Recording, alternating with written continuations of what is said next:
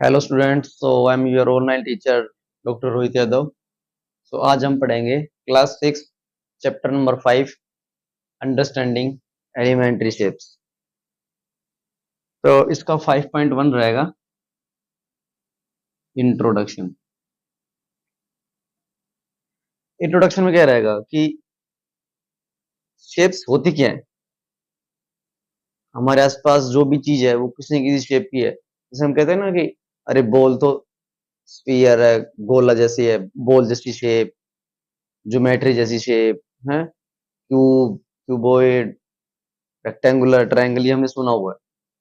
तो कॉर्नर है, एजिस हैं, प्लेन्स हैं, कर्व्स हैं, क्लोज कर्व है, ट्रायंगल है, एंगल है, ये सब हम इसमें आगे देखेंगे इस चैप्टर में, अंडरस्टैंडिंग एलिमेंट्री शेप्स में। तो इंट्रोडक्शन में तो कुछ है नहीं खास, अपनी एनसीईआरटी बुक से पढ़ लेना जो थ्योरेटिकल चीजें हैं। अब नेक्स्ट टॉपिक पे चलते हैं आगे 5.2 पे। नेक्स्ट पॉइंट है 5.2 measuring line segments. Line segment को कैसे मेजर करें। लाइन सेगमेंट होता क्या है। जो लाइन सेगमेंट है वो क्या है। Line segment is a fix portion of line. ये लाइन है ए बी, तो इसमें लाइन सेगमेंट क्या हो जाएगा, यहां से मान लो लेके और यहां से, मतलब पॉइंट सी से डी तक।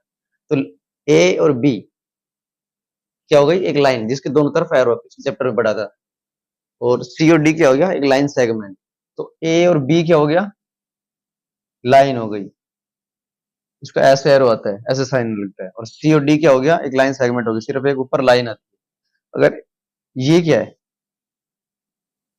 ई एफ क्या है, ये ई एफ हो गया एक रे। रे ऐसे ऊपर साइन आता है, ऐसे जस्ट लास्ट चैप्टर में पढ़ा था, इस तरह का साइन आएगा। तो लाइन सेगमेंट को कैसे मेजर करें, हम इसको कंपेयर करके मेजर कर सकते हैं। कंपेयर करके कैसे, भाई एक ये है ए और बी, एक ये है सी और डी। अब ए और बी लंबी है और सी और डी छोटी है, तो हम यूं कह सकते हैं line segment A B is longer than line segment C D. But इसकी लंबी और छोटी पता चलेगी अगर हमारे पास ऐसे 50 लाइन हो गई, तो कैसे बताएंगे, यही करते रह जाएंगे, ये वाली छोटी, ये वाली लंबी, ये वाली बड़ी, ये वाली इतनी, ये वाली उतनी। तो कन्वीनियंट नहीं रहेगी वो चीज। तो कन्वीनियंट करने के लिए कैसे कर सकते हैं, वो आगे देखते हैं। तो पहला क्या हो गया, कंपेयर से हम इसको देख सकते हैं कि कौन सी बड़ी है कौन सी छोटी है। तो इसको क्या बोलते हैं, कंपैरिजन बाय ऑब्जर्वेशन। ऑब्जर्वेशन करके इसको कंपेयर कर रहे हैं हम, कि ऑब्जर्व कर रहे हैं जस्ट कि ए बी भाई इतनी है और सी डी इतनी है, तो ए बी बड़ी होगी सी डी से। तो कंपैरिजन बाय ऑब्जर्वेशन, कंपेयर करें ऑब्जर्वेशन से। नेक्स्ट है कंपैरिजन बाय ट्रेसिंग। ट्रेसिंग से कैसे, एक लाइन ये हो गई, एक लाइन ये हो गई। एक पेपर लेंगे या कोई थ्रेड लेंगे, उसको ऐसे यहाँ पे रखेंगे, फिर यहाँ पे रख देंगे, और फिर उसको यहाँ पे रखेंगे, यहाँ पे रखेंगे। दो थ्रेड हो गए हमारे पास, तो एक थ्रेड का लेंथ आ गई इतनी, दूसरी थ्रेड की आ गई छोटी। तो ये हम ये कह सकते हैं कि जिसमें थ्रेड लंबा आया वो बड़ी लाइन हो गई, जिसमें थ्रेड छोटा आया वो छोटी लाइन हो गई। तो हमारे पास एक और लाइन है, मान लो ई एफ। ई एफ हमने जो ए बी पे थ्रेड ट्रेस करा था, उसको अगर हम यहाँ पे ट्रेस करते तो हमारे यहाँ तक आता है, मान लो ए बी वाला। तो ये क्या देंगे हम, ई एफ जो है लंबी है लाइन, इससे ए बी से। तो ये हो गया कंपेरिजन बाय ट्रेसिंग, ट्रेस करके कंपेरिजन। बट ये भी कन्वीनियंट नहीं है। अगर मान लो यहीं पे हमारे पास 100 लाइन है, 100 लाइनों में कैसे ट्रेस ट्रेस ही करते रह जाएंगे फिर तो ये हो गया कंपेरिजन बाय ट्रेसिंग। ये भी कन्वीनियंट मेथड नहीं है, कुछ और ही नया जुगाड़ देखना पड़ेगा कि कैसे इसको मेजर करें। इसमें थर्ड आता है comparison by ruler and divider. Third इसमें आता है comparison by ruler and divider. Divider और रूलर क्या होता है, डिवाइडर होता है कि ऐसे आपकी ज्योमेट्री में रखा होगा यूं, यूं एक लंबा सारा, और उसमें यहाँ पे दो छोटे छोटे वो लगे होंगे, पेने पेने, निडल। तो इसको बोलते हैं डिवाइडर, ये डिवाइड करने का काम होता है। दूसरा रूलर, रूलर तो आपको पता ही होगा जिसको स्केल भी बोलते हैं। ऐसे होता है ना स्केल, यहाँ 1, यहाँ 2, यहाँ 3, यहाँ पे 10 और यहाँ पे 15। तो ईच यूनिट जो है वो क्या होती है, 1 सेंटीमीटर की। 1 सेंटीमीटर में कितने होते हैं, 10 mm। तो एक जो रूलर होता है वो 15 जो है सेगमेंट में डिवाइड होता है, मतलब 15 भाग होते हैं एक रूलर में। और एक जो यूनिट है उसकी सिंगल यूनिट, वो कितने डिस्टेंस की, 1 सेंटीमीटर की। और 1 सेंटीमीटर के अंदर भी फिर छोटी छोटी छोटी छोटी वो होती हैं यूनिट। वो एक यूनिट कितनी की होती है, 1 mm की। तो 1 सेंटीमीटर में कितने हो गए, 10 mm हो गए। अब इसको कंपेयर करते हैं, जैसे मान लो यहाँ पे एक लाइन है ये, तो इसको यहाँ पे हम स्केल रखते हैं, तो मान लो ये अपने ये स्केल रख दी इसके साइड में, तो यहाँ पे हमने पता लगा लिया कि ये लाइन तो 5.7 सेंटीमीटर की, मतलब 5 सेंटीमीटर और 7 mm एक्स्ट्रा और, तो ये हो गया 5.7 सेंटीमीटर की। इसमें एक और वो आता है topic, positioning error. Positioning error ये क्या होता है, ये होता है कि जब हम लाइन को मेजर करते हैं तो स्केल को ढही सही जगह ना रखने की वजह से एरर आते हैं। अगर मान लो दो बच्चों से एक लाइन मेजर करने के लिए दी जाए कि ये लाइन मेजर करो, मान लो कोई भी यही लाइन है, ये लाइन, इसको मेजर करो। एक बच्चे ने तो बताई सर ये 5.6 है, एक ने बताई 5.8 है, एक तीसरे ने और बताई सर 5.7 है। लाइन तो फिक्स है, लाइन तो ना बड़ी हो रही ना छोटी हो रही, सेम लाइन को मेजर करवाया जा रहा है। एक ने 5.6 बताई, एक ने 5.7 बताई, एक ने 5.8 बताई। ये क्या है, यही है पोजिशनिंग एरर, कि उन्होंने स्केल को, रूलर को सही जगह पे नहीं रखा, इसकी वजह से क्या हो गया, वैल्यू अलग अलग आ रही है तीनों की। इसके लिए क्या करना पड़ेगा कि ये एरर ना आए, तो इसके लिए क्या करना पड़ेगा, जैसे लाइन है ये, मान लो ये लाइन है, तो इसके ऊपर रख के और परपेंडिकुलर देखना ही। अगर एंगल से देखोगे ना तो एंगुलेशन आ जाएगा उसके अंदर। एंगुलेशन से क्या है कि वो जो उनके अंदर मार्किंग है वो लाइन के एंड्स पे सही सेट नहीं होगी। तो नोटबुक ऐसे रखनी है सामने और उस पे परपेंडिकुलर देखना बिल्कुल यूं, आपकी जो आंखों के से जो रेज अंदर आएगी आंखों में यूं पेपर से यूं, वो परपेंडिकुलर आनी चाहिए, ताकि वो जो मार्किंग है वो लाइन के बिल्कुल एंड पे सही से लगे और यूनिट अच्छे से मेजर हो। तो पोजिशनिंग एरर वहां पे फिर नहीं होगी या बहुत मिनिमम हो जाएगी। तो इस चीज का ध्यान रखें मेजरिंग के दौरान कि स्केल परपेंडिकुलर होना चाहिए आंखों से। ठीक है, नेक्स्ट टॉपिक आता है 5.3 एंगल्स।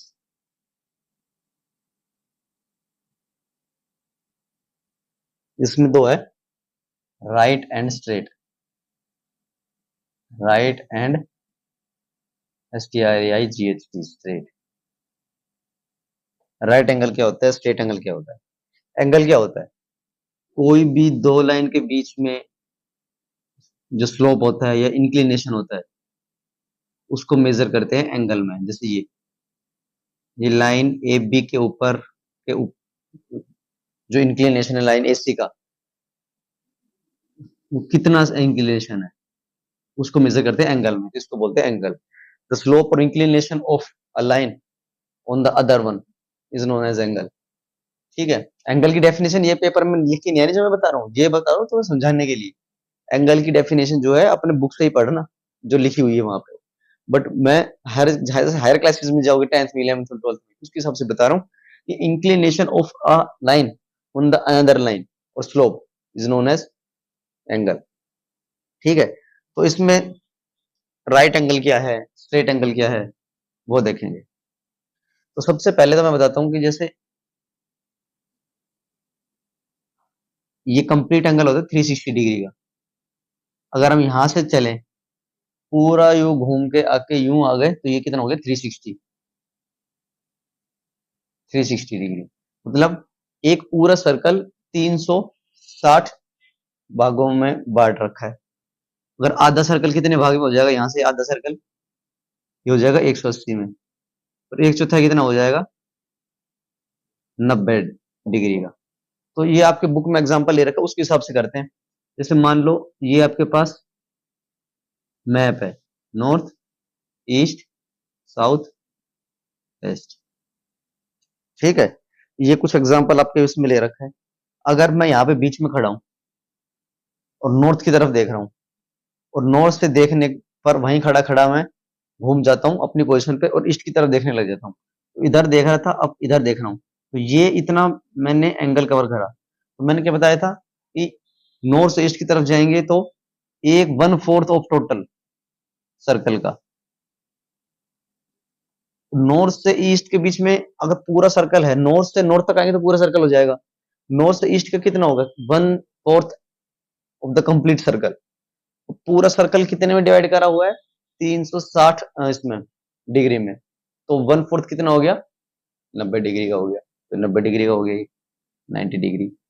और ईस्ट से फिर दोबारा मैं साउथ की तरफ घूम जाऊं तो, और नॉर्थ से साउथ की तरफ पूरा मतलब कितना हो गया इधर से इधर, ये और इंक्लूड हो गया, तो 90 90 180 हो गया। तो फिर ऐसे भी कर सकते हैं कि कंप्लीट सर्कल कितने का था 360 का था, और अब मैं उस तरफ से इस तरफ क्या गया, मतलब मैंने हाफ सर्कल जो है कवर कर लिया, तो 360 का हाफ कितना हो गया 180, तो 180 का हो गया, तो ये क्या हो गया 90 डिग्री है, इसको क्या बोलते हैं राइट एंगल, ये बता दिया था मैंने। और ये कंप्लीट का क्या हो गया 180, अब ये हो गया स्ट्रेट, स्ट्रेट मतलब अब ये बिल्कुल सीधा हो गया, पहले यूं था ये, यूं राइट एंगल पे, तो ये तो 90 डिग्री था, अब ये बिल्कुल स्ट्रेट हो गया नॉर्थ से साउथ की तरफ बिल्कुल, तो ये कितना हो गया 180। और अगर मैं पूरा घूम के नॉर्थ पे आ जाऊं तो कितना हो जाएगा 360, इसको बोल लेंगे कंप्लीट एंगल या कंप्लीट सर्कल,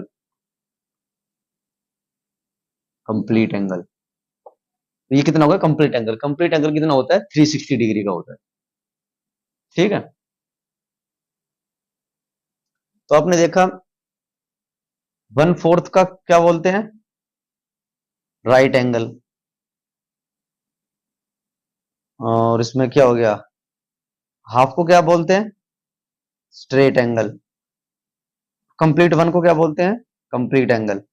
बट यहाँ पे जो ये है 3/4 है, इसका कोई स्पेशल नेम नहीं है, देख रहे हो भाई, 90 राइट, 180 स्ट्रेट, 360 कंप्लीट, बट जो 270 है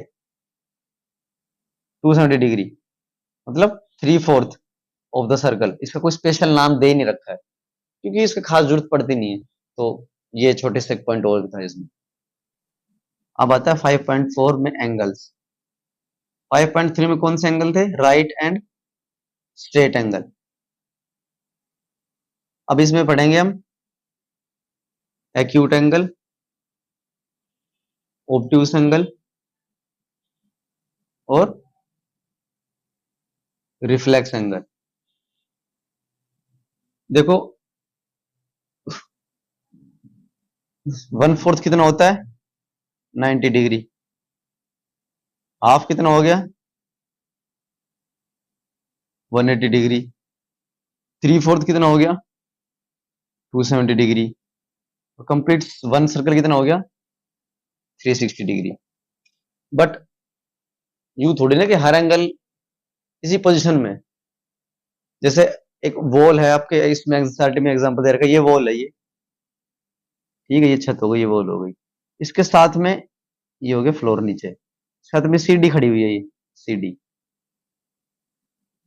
अब सीढ़ी के बीच में फ्लोर के बीच में कितना एंगल है 90 से, तो ये वाला एंगल तो कितना है फ्लोर का और छत का तो है 90, बट ये एंगल कितना है, ये 90 से जो जो भी एंगल है ए एंगल, ये 90 से कम है, 90 से कम है तो कैसे पता लगाएं क्या इतना है, तो इसके अंदर यही पढ़ेंगे कैसे इनको मेजर करें, अगर इनमें 90 180 270 नहीं है तो 90 से तो कम ही तो पता चल गया, पर मेजर कैसे करेंगे वो अब आगे देखते हैं। एक्यूट एंगल क्या होता है, एक्यूट एंगल होता है वो एंगल जो 90 डिग्री से कम है, ठीक है, और जो 90 है वो तो बता ही दिया कौन सा है राइट एंगल है। ऑब्टूस क्या है ऑब्टूस एंगल जो 90 से तो बड़ा है बट 180 से छोटा है, मतलब कहने का मतलब 90 और 180 के बीच का, जो एंगल होगा वो कौन सा होगा, ऑब्ट्यूज एंगल होगा। और रिफ्लेक्स एंगल कौन सा होता है, रिफ्लेक्स रिफ्लेक्स एंगल होता है 360 से छोटा और 180 से बड़ा। तो ये हो गया एक्यूट एंगल 90 से छोटा, राइट एंगल हो गया 90 से बड़ा और 180 से छोटा ऑब्ट्यूज हो गया। 180 का क्या हो गया, स्ट्रेट हो गया, स्ट्रेट एंगल हो गया। और 180 से बड़ा और 360 से छोटा कौन सा हो गया, रिफ्लेक्स एंगल हो गया। अब आता है 5.5 मेजरिंग एंगल्स। एंगल को मेजर कैसे करें, भाई मान लो मैं कहता हूं 2 सीढ़ियां रखी है, एक ऐसे रखी हुई है और एक ऐसे रखी हुई है यूं। अब देखो ये एंगल तो कितना कम है, ये एंगल कितना ज्यादा है, बट दोनों ही 90 से कम है। मतलब ये ए है ये बी है, ए और बी जो है दोनों वो 90 से कम है। बट दोनों आपस में कितने हैं, इसको कैसे पता लगाएं कि भाई ए इतना है और बी इतना है। तो इसको बोलेंगे कि भाई ये वाला छोटा है ये वाला बड़ा है, पर ये की एक्चुअल यूनिट क्या है। तो उसको मेजर करने के लिए हमने देखा है लास्ट टाइम, जैसे मैंने बताया था कि जैसे 360 होता है पूरा एंगल, तो इसको कंप्लीट को 360 में बांट रखा है। एक यूनिट को बोलते हैं 1 डिग्री, इसको बोलते हैं, इसको ये साइन होते हैं डिग्री का, ये गोला से, इसको वो होती है सिंगल डिग्री, एक यूनिट होती है। तो हमारे पास एक प्रोटेक्टर होता है, प्रोटेक्टर प्रोटेक्टर ज्योमेट्री बॉक्स में प्रोटेक्टर नाम का होता है, जिसको नॉर्मल भाषा में डी भी बोल देते हैं बच्चे, डी ऐसा कुछ करके होता है यूं, डी जैसा होता है, सेमी सर्कल जैसा होता है यूं। इसमें यहां से 0 से स्टार्ट होता है एंगल, यहाँ 90 और यहाँ 180, और यहाँ इसमें यहाँ से भी होते हैं, यहाँ से 0 से स्टार्ट होते हैं, यहाँ 90 और यहाँ 180। तो मान लो अगर इधर का एंगल नापना हुआ तो इसको उल्टा करोगे तो दिखेगा नहीं ना, इधर का एंगल नापना हो तो यहाँ से रख देंगे, इधर का एंगल नापना हो तो यहाँ से रख देंगे, तो एक सिंगल पोजिशन में दोनों तरफ फ्यूज हो जाएगा वो। तो डी में दोनों तरफ से होते हैं, वो कन्वीनियंट कन्वीनियंट किस तरफ से रहेगा वो इस तरफ से देख लेंगे। इस तरफ से 0 से 180 तक होता है, उस तरफ से 0 से 180 तक होता है, बीच में होता है 90 डिग्री। तो हम यहाँ पे डी को रखेंगे तो देखेंगे भाई यहाँ से अगर बीच में पॉइंट में रखेंगे तो ये कितना आ जाएगा भाई, मान लो ये आ गया हमारा 30 डिग्री, और यहाँ पे डी को रखेंगे तो ये आ गया हमारा 60 डिग्री।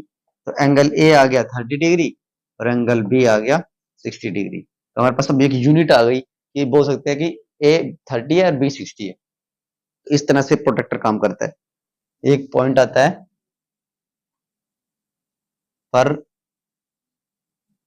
परपेंडिकुलर बाइसेक्टर, एक लाइन ए बी है, ए बी, उसके ऊपर एक लाइन और है जो सी डी है मान लो, और वो पॉइंट ओ से पास हो रही है, 90 डिग्री का एंगल बना रही है। और मजे की बात इसमें यह भी है कि ए और जो बी है उसका मिड पॉइंट है ओ, और सी और डी जो है वो 90 डिग्री का एंगल बना रही है, राइट एंगल में। तो हम ये कह सकते हैं कि लाइन सी डी ने लाइन ए बी को 2 इक्वल पार्ट में बाइसेक्ट कर दिया, बाइसेक्ट मतलब डिवाइड कर दिया, तोड़ दिया। तो हम कह सकते हैं line segment A O is equal to line segment O B. तो इसका क्या बोलेंगे कि line C D is perpendicular, perpendicular का साइन देखो ये होता है, ये ऐसे करके तो कहीं ये लिखा दिखे, इसका मतलब होता है परपेंडिकुलर, उल्टा टी, इनवर्टेड टी को यूज करते हैं as an sign for perpendicular bisector, sorry perpendicular के लिए। इतना लंबा अक्षर बार बार बार बार लिखना थोड़ा इनकन्वीनियंट हो जाता है, बार बार परपेंडिकुलर परपेंडिकुलर परपेंडिकुलर, तो लिखने में टाइम वेस्ट होगा, तो इसलिए इसका एक साइन बना दिया। तो ये साइन दिखे इन्वर्टेड टी, उल्टा टी, तो मतलब होता है परपेंडिकुलर। तो कह सकते हैं कि line C D is perpendicular bisector of line किसका, ए बी का। तो C D is perpendicular bisector of line A B. इसका मतलब हो गया लाइन सी डी है जो कि लाइन ए बी 90 डिग्री का एंगल बना रही है और ए बी को दो अलग अलग बराबर हिस्सों में तोड़ रही है। ए ओ की जो लेंथ है वो ओ बी के इक्वल है।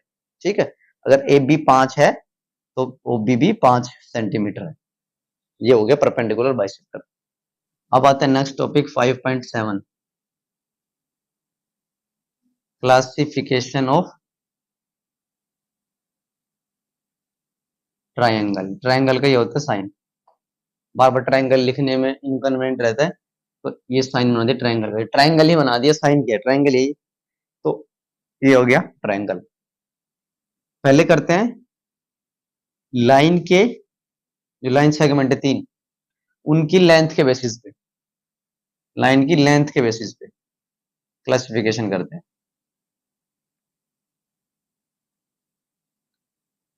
ये है triangle A B C.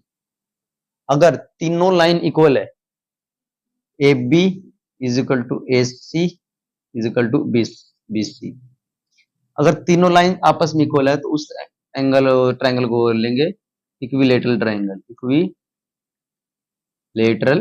Triangle जिसमें तीनों साइड इक्वल है उसको बोलेंगे इक्विलेटरल ट्राइंगल। जिसमें सिर्फ दो साइड ही बराबर है, ए बी है और ए सी है, वो दोनों तो इक्वल है, बट बी सी इक्वल नहीं है। इक्वल ना होने की संख्या कैसे लिखते हैं, ऐसे करके ऐसे मार देते हैं। इसका मतलब क्या होता है कि इक्वल है, इसका मतलब बीच में मतलब इक्वल करके काट दे उसको, इक्वल नहीं है। तो बीसी इक्वल नहीं है बट ए बी और एसी इक्वल है, तो ऐसे ट्राइंगल को बोलेंगे आइसोसेलेस ट्राइंगल।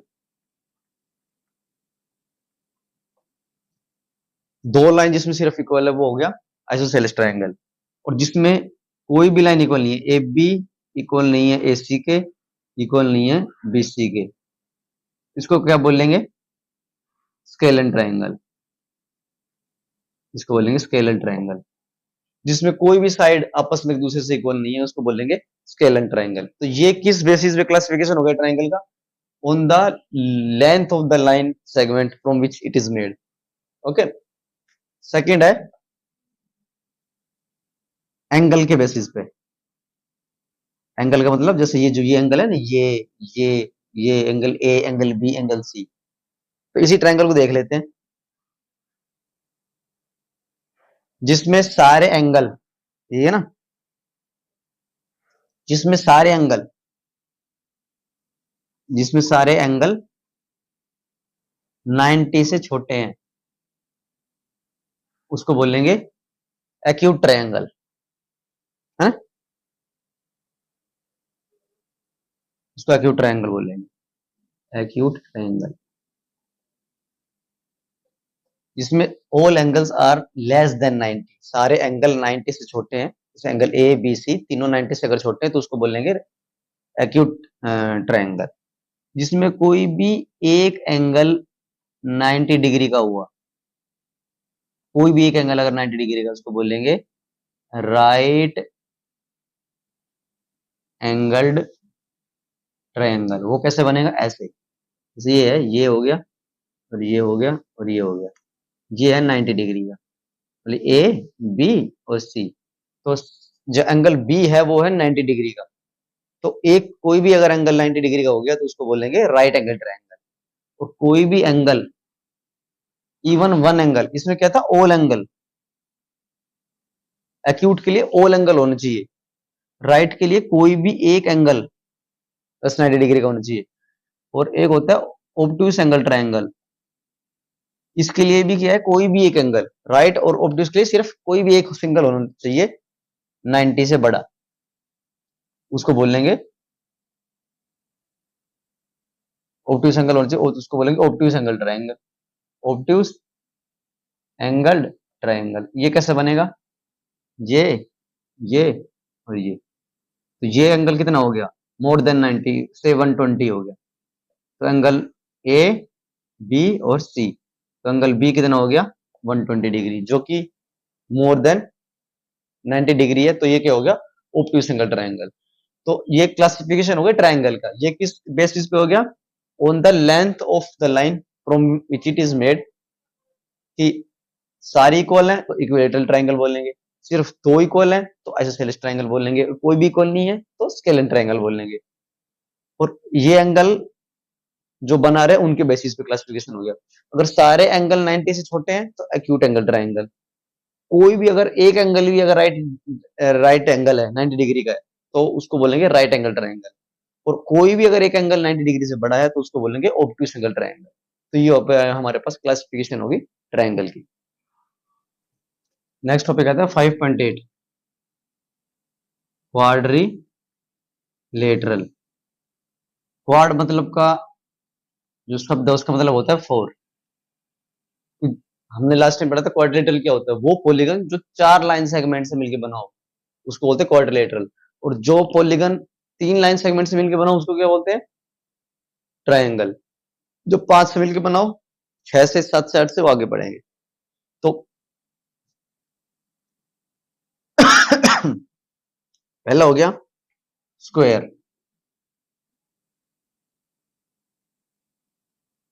देखो आगे वहां पे ना आपके एक टेबल लिख रही होगी, वो टेबल में अलग से नहीं बताऊंगा, एक एक शेप के साथ वो ट्रेगल टेबल बताता रहूंगा, एक्सप्लेन करता रहूंगा यहाँ पे। तो वहां पे अपनी एनसीईआरटी में वो टेबल खोल के रखना ताकि मैं यहाँ पे वो बताता रहूं तो वहां पे कंपेयर करूं।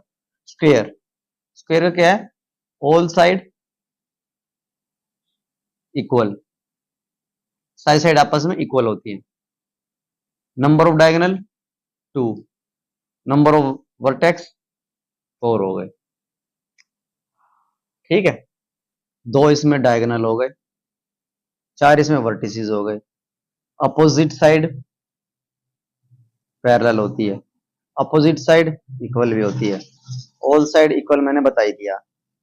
अपोजिट एंगल इक्वल होते हैं, अपोजिट एंगल 90 डिग्री के होते हैं। डायगोनल दोनों इक्वल होते हैं। ये हो गया स्क्वायर। सेकंड हो गया रेक्टेंगल। रेक्टेंगल 2 डायगोनल 4 स्क्वायर, ये तो सब में रहेगा हर क्वाड्रिलेटरल में। Opposite side equal, all side not equal, opposite side parallel, diagonal equal. बस। थर्ड हो गया आपके पास रोम्बस। रोम्बस कैसा होता है, रोम्बस होता है स्क्वायर को अगर थोड़ा सा ऐसे तिरछा कर दो, जैसे स्क्वायर के यहाँ पे और ऊपर नीचे दोनों धक्का मार दो तो टेढ़ा हो जाएगा स्क्वायर। स्क्वायर टेढ़ा हो जाएगा तो क्या बन जाएगा, रोम्बस बन जाएगा। तो इसमें वही है, अपोजिट एंगल इसके स्क्वायर रेक्टेंगल के इक्वल है। रोम्बस में क्या हो जाएगा, 2 डायगोनल और 4 वर्टिसेस, ये तो सब में कॉमन रहेंगे। अपोजिट साइड, इसको रब कर देता हूं यहाँ पे, अपोजिट साइड इक्वल है, अपोजिट साइड पैरेलल है, ऑल साइड्स आर इक्वल है, अपोजिट एंगल इक्वल है, उस साइड से इक्वल है। ऑल एंगल इक्वल है, नहीं। डायगोनल इक्वल है, नहीं। भाई ये डायगोनल छोटा है, ये डायगोनल बड़ा है।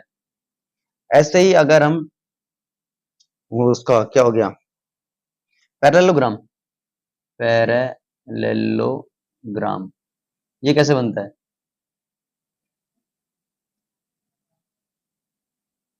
पैरेललोग्राम बनता है अगर हम रेक्टेंगल को टेढ़ा कर दे तो वही है, अपोजिट साइड इक्वल है, इसको रब कर देते हैं, अपोजिट साइड इक्वल है, अपोजिट साइड पैरेलल है, साइड साइड इक्वल है, नहीं।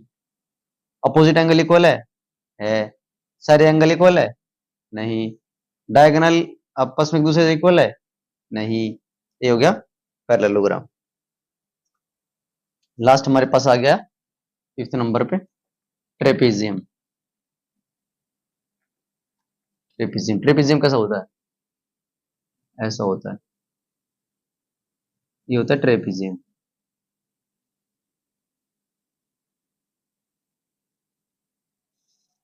अपोजिट, यहां से क्रब कर देते हैं, अपोजिट लाइन एक दूसरे इक्वल है, नहीं। अपोजिट लाइन एक दूसरे से पैरेलल है, ये वाली है आधी नहीं है। अपोजिट एंगल एक दूसरे से इक्वल है, नहीं। डायगोनल एक दूसरे से इक्वल है। अपोजिट जो लाइन है वो दूसरे के पैरेलल है, इक्वल है, इक्वल है भी, ये वाली देखो इक्वल है दोनों, बट ये दोनों इक्वल नहीं है, तो ये है भी और नहीं भी है, तो ये दोनों दूसरे के पैरेलल हो गई, और ये दोनों दूसरे के पैरेलल नहीं है।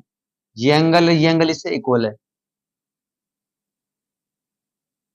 सॉरी ये एंगल इससे इक्वल नहीं है, और ये एंगल इससे इक्वल नहीं है, ये दोनों आपस में इक्वल है, ये दोनों आपस में इक्वल है, डायगोनल एक दूसरे से इक्वल है, डायगोनल दोनों के इक्वल है, ये हो गया आपके पास ट्रेपेजियम। नेक्स्ट टॉपिक आया 5.9 पॉलीगन्स।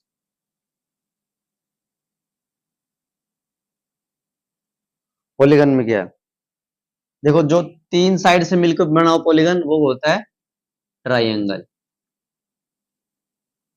ठीक है। जो चार साइड से मिलकर बना हुआ उसको अभी पढ़ा है हमने, क्या बोलते हैं, क्वाड्रिलेटरल, ठीक है। तो पांच साइड से मिलकर बना हो वो होता है पेंटागन। कैसा होता है पेंटागन, 1 2 3 4 5, और थोड़ा ढंग से नहीं बनाई, 1 2 3 4 5, 1 2 3 4 5 6 का बना दिया मैंने, तो ये 1 2 3 4 5 ये बन गया पेंटागन।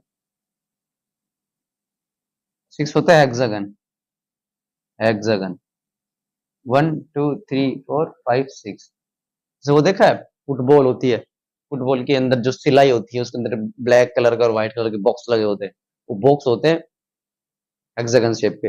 और एक और हेक्सागन का एग्जांपल हो गया हनी बी का, जो हाइव होता है ना, उसका हर एक जो एक कंपार्टमेंट सेल होता है जिसका, अब सबको तो पता ही होगा, सेल उसको बोलते हैं, इंग्लिश में सेल बोलते हैं उसके हाइव को, छत्ते को। तो मधुमक्खी का छत्ता जो होता है वो हेक्सागन शेप का होता है, एक छोटा सा एक जो सेल होता है वो। 7 क्या होता है, सेप्टागन वगैरह भी, सेप्टागन भी बोलते हैं। 8 क्या होता है, ऑक्टागन। 9 क्या होता है, नैनागन। ये हो गया हमारे पास, जस्ट नाम है, कुछ खास है नहीं इसमें। नेक्स्ट आ गया 5.10 3D शेप्स। 3D शेप्स, अभी हम क्या पढ़ रहे थे, सिर्फ 2D शेप्स। डी का मतलब होता है डायमेंशन, जैसे ये है एक रेक्टेंगल, जिसका क्या है, लेंथ है और ब्रेड्थ है, हाइट नहीं है ना, हाइट नहीं है। जैसे पेपर होता है, खैर पेपर की भी हाइट होती है, बट अगर उसको जस्ट नॉर्मल देखिए तो पेपर की लेंथ और ब्रेड्थ होती है, ये लेंथ हो गई, ये ब्रेड्थ हो गई पेपर की, सिंगल पेपर की बात कर रहा हूँ मैं, इसकी सिंगल पेपर की, इसकी ये ब्रेड्थ हो गई, ये लेंथ हो गई, इसकी हाइट मोटाई नहीं है, एक्चुअली है, अगर मेजर करने पे लगे तो माइक्रोमीटर में, बट हम डे टू डे लाइफ में बात करें तो उसको नेग्लेक्ट कर देते हैं। इसी तरह से भी लेंथ भी है इसकी, ब्रेड्थ भी है, दो हो गई ना, हाइट नहीं है। जिनमें अगर तीन शेप होती, लेंथ भी ब्रेड्थ भी हाइट भी, उसको क्या बोलते हैं, 3 डायमेंशनल शेप। ये हो गई हमारे पास 2 डायमेंशनल शेप, जो अभी तक हमने पढ़ी थी, ट्रायंगल, पॉलीगन जो होते हैं ये। तो हमारे पास एक होता है स्फीयर, स्फीयर मतलब गोल, जैसे हमारे पास बॉल होती है कोई, cricket ball, volleyball, basketball, tennis ball, जो भी बॉल होगी वो होती है स्फीयर शेप की। फिर हमारे पास होता है क्यूब। क्यूब क्या होता है, स्क्वायर को जोड़ जोड़ के क्यूब बनता है। जैसे डाइस हो गया हमारे पास, आपने वो लूडो वगैरह तो खेले होगा, फोन में आजकल बहुत लूडो आते हैं, तो फोन से पहले आप छोटे होकर होंगे देखो ऐसे करके उसको, गिट्टा भी बोलते हैं हमारे यहाँ, तो इधर इधर हरियाणा में गुड़गांव में गिट्टा भी बोलते हैं, तो उसको डाइस बोलते हैं इंग्लिश में। तो उसमें एक होता है डॉट, दो होती, तीन होती, 6 डॉट तक होते हैं, तो उसको बोलते हैं डाइस। फिर हो गया क्यूबॉइड। क्यूबॉइड क्या होते हैं, जैसे ज्योमेट्री बॉक्स हो गया, ज्योमेट्री बॉक्स ये क्या होता है, ये किससे मिलके बनता है, रेक्टेंगल से मिलके बनता है। क्यूब किससे मिलके बनता है, स्क्वायर से मिलके बनता है। तो ज्योमेट्री बॉक्स आपका हो गया, जैसे ये है, तो अगर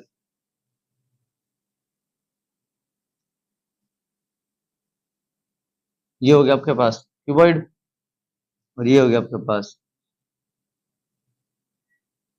क्यूब। क्यूब का चारों तरफ हो गई इक्वल, क्यूबॉइड के हो गई रेक्टेंगल वाली, तो उसको बोलते हैं क्यूबॉइड। एक होता है फिर सिलेंड्रिकल शेप, सिलेंड्रिकल शेप क्या होता है? एलपीजी का सिलेंडर देखा आपके रसोई में, किचन में जो मम्मी खाना बनाती है, वो सिलेंड्रिकल शेप का होता है, तो उसको सिलेंड्रिकल शेप बोल देते हैं। एक होता है कोन, कोनिकल शेप, कोन। आइसक्रीम होते हैं, वो खाइए सॉफ्टी, सॉफ्टी जिसको बोलते हैं, आइसक्रीम होती है कोन वाली आइसक्रीम जिसको बोलते हैं, नॉर्मल इसको सॉफ्टी भी बोल देते हैं। तो कुछ ऐसी सी होती है, वो यूं ऊपर से गोला सा होता है यूं, और ये होता है ऐसे, और इसके ऊपर फिर उसका वो आइसक्रीम डाल देते हैं इसके ऊपर जैसे। तो ये कौन सी शेप हो गई? ऐसे अगर सामने देखे तो ऐसा दिखेगा कुछ, ये ऊपर से देखें थोड़ा सा गोला दिखेगा, बिल्कुल सामने देखेंगे तो स्ट्रेट दिखेगा ऐसे। तो ये हो गई कौन शेप हो गई आपके पास। ठीक है, तो स्पीरा हो गया कौन का, सिलेंडर क्यूबॉइड को, और एक होता है पिरामिड, पिरामिड शेप। इजिप्ट तो आपने सुना ही होगा, इजिप्ट, उसमें हो गया पिरामिड ऑफ गिजा। आजकल तो आप सब एडवांस हो, यूट्यूब वगैरह चलाते रहते हो, दिखता कि इजिप्ट का पिरामिड ऑफ गिजा में ये रहस्य छुपा हुआ है, ये छुपा हुआ है, वो छुपा हुआ है, बहुत मिस्टीरियस है, कैसे बना, वो सब पिरामिड की बातें। हमें सिर्फ यहाँ पे शेप से मतलब है, तो समझाने के लिए। तो यहाँ पे ये शेप हो गया, कौन सा शेप हो गया? पिरामिड शेप हो गया। ठीक है, एक होता है प्रिज्म। प्रिज्म कैसा होता है?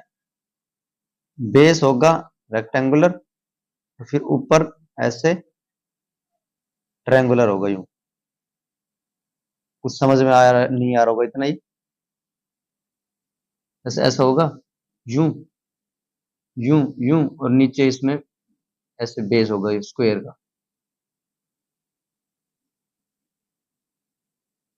तो ये हो गया प्रिज्म। अगर इसका बेस ट्रायंगुलर तो ट्रायंगुलर प्रिज्म। अगर इसका जैसे ऐसे ट्रायंगल बन गया तो ट्रायंगुलर प्रिज्म हो गया। बेस अगर इसका स्क्वायर तो स्क्वायर प्रिज्म हो गया। इसके कितने फेस होते हैं? एक, दो, तीन, चार, पांच इसके फेस होते हैं। वर्टेक्स कितने थे? एक, दो, तीन, और तीन और तीन छह इसके वर्टेक्स होते हैं। ठीक है, एज कितनी हो गई? एक, दो, तीन, तीन और तीन छह, सात, आठ, नौ इसकी एज हो गई। तो ये कुछ है, अपने बाकी अपनी एनसीईआरटी बुक से पढ़ लेना। तो ये आपका कुछ चैप्टर था, chapter number 5, understanding elementary shapes. तो कोई भी डाउट है, कोई भी क्वेरी है, तो कमेंट में मुझे अपना डाउट क्वेरी कमेंट करें, आई विल रिप्लाई श्योरली। तो अभी हमने चैप्टर तो कंप्लीट कर लिया है, इसके बाद धीरे धीरे इसकी एक्सरसाइज लेके आएंगे। 5.1 से स्टार्ट करते हैं, शायद 6, 7, 8 कितना मैंने देखा नहीं है, 6, 7 है, 8 है, कुछ ऐसा 5.6, 7, 8 का कुछ है एक्सरसाइज। एक एक करके इसकी एक्सरसाइज भी देखते हैं। तो आज के लिए सिर्फ इतना ही। Thank you.